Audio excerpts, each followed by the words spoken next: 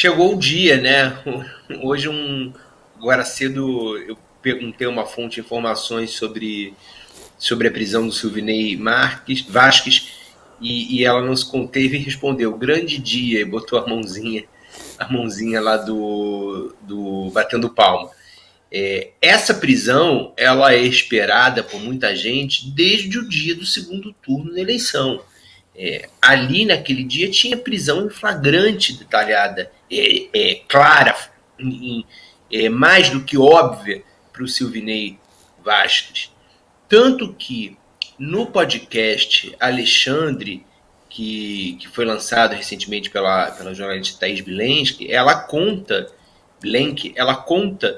que no dia, quando Alexandre de Moraes chama o Silvinei Vasquez para saber o que estava acontecendo, né, e o que eram aquelas interrupções da PRF aos eleitores do Nordeste, especificamente impedindo eles de votar, o Silvinei vira, dá uma explicação, aí ele fala: eu confesso que eu estou com medo de ser preso. E o Alexandre de Moraes, segundo a Thaís Bilenque nesse podcast sobre o Alexandre de Moraes, ele vira e fala: ou você tira todo mundo, todas as viaturas da rua, ou você vai para a cadeia. Bem claro, assim. E muita gente, ministros do STF mesmo naquele dia, eles falavam que que tinha elementos ali para uma prisão em flagrante, não só dele, como de todos os policiais que estavam envolvidos naquela ação, que era uma ação claramente golpista. Claramente golpista. Não tinha dúvida sobre isso. Bom, o Silvinei foi preso hoje em Florianópolis, num mandado do Alexandre de Moraes, né, em relação ao que aconteceu naquele 30 de outubro, quando a PRF realizou diversas blitz que, a gente lembra, interferiram na movimentação de eleitores. A gente não consegue saber quantos votos, se houve realmente votos que foram suprimidos do Lula naquele dia em função disso, né? Pessoas que realmente não conseguiram chegar para votar. Certamente alguma coisa houve, mas já naquele dia os TREs dos estados do Nordeste informaram ao Alexandre de Moraes que era algo marginal, então não era necessário adiar o horário de votação, fazer nenhum tipo de mexida.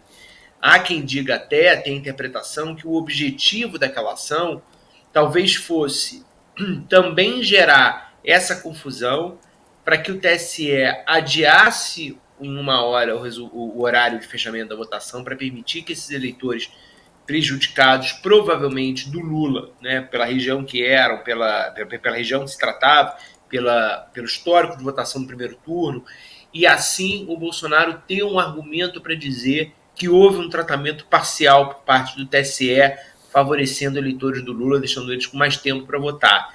E assim ele pedia a anulação da eleição. Essa também é uma hipótese sobre aquela operação que a gente sabe hoje que começou a ser tramada bem antes, né? O que a gente tem sobre isso hoje? Tem a ver com o Anderson Torres também. O Anderson Torres pediu a uma diretora do Ministério da Justiça, semanas antes, o mapa de votações do Lula no primeiro turno, nas cidades do Nordeste. Essa diretora, uma delegada da PF, Marília, ela preparou esse mapa de votação, entregou isso ao Anderson Torres, ela já confessou isso em depoimento à Polícia Federal, nesse mesmo inquérito. O Anderson Torres marca na semana do segundo turno uma viagem na segunda-feira à Bahia, e ali ele tem, segundo delegados, também disseram nesse mesmo inquérito, ele passa a orientação para que a PF ajude a PRF nessa operação.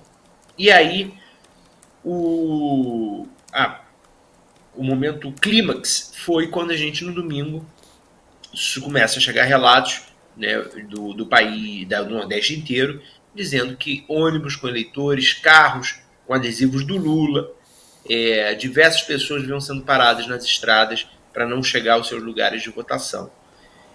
Bom, essa operação ela deve ser, pelo que eu apurei, uma operação para se conseguir o que faltava no inquérito para que seja oferecida denúncia contra o Silvinei Vasquez. Essa denúncia não deve tardar.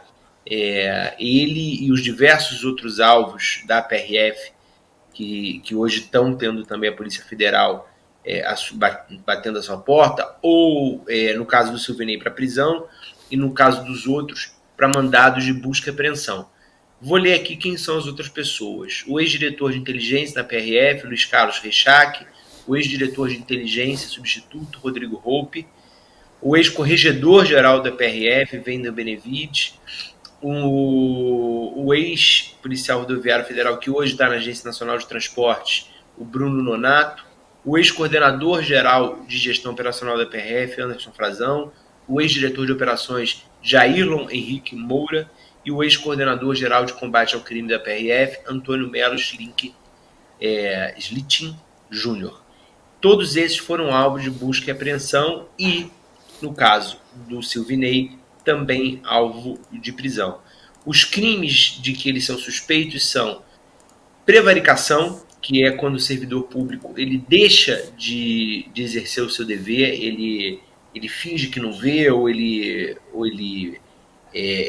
intencionalmente ele deixa de tomar alguma decisão para prevenir algum crime.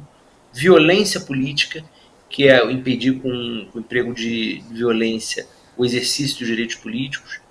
E o terceiro crime é impedir ou atrapalhar votação, que é um crime previsto no Código Eleitoral. Amado, esses são os 3 crimes de que eles são investigados.